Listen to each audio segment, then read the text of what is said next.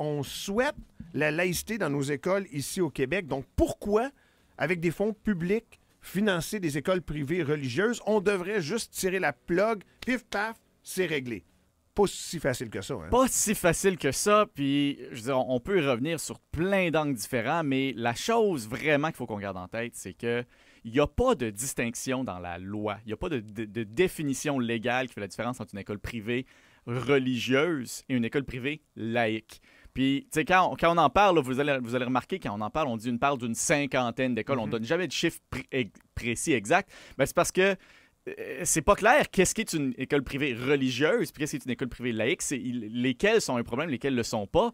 On sait qu'il y en a qui sont définitivement beaucoup plus religieuses, qui font du prosélytisme, qui existent pour encourager une vie religieuse des étudiants, mais il y en a d'autres qui ont peut-être un historique religieux, qui ont peut-être encore des liens avec des communautés religieuses, mais qu'on est tous d'accord pour dire, là, quand on parle des problèmes que ça n'accorde pas dans les valeurs québécoises, on ne parle pas de ces écoles-là. Je veux dire, je pense pas qu'il y a grand monde qui pense à Jésus-Marie de Sillery quand il pense à une école religieuse qui fait du prosélytisme, mais je veux dire, strictement parlant, c'est une école qui a un historique profondément catholique et sur lequel l'Église catholique a encore une influence qui est beaucoup moindre qu'elle l'a déjà été, mais qui est encore non négligeable non plus. Alors, on va mettre la ligne où, comment on va la définir, ça, c'est un panier de crabes que je voudrais pas être celui qui va être obligé de démêler.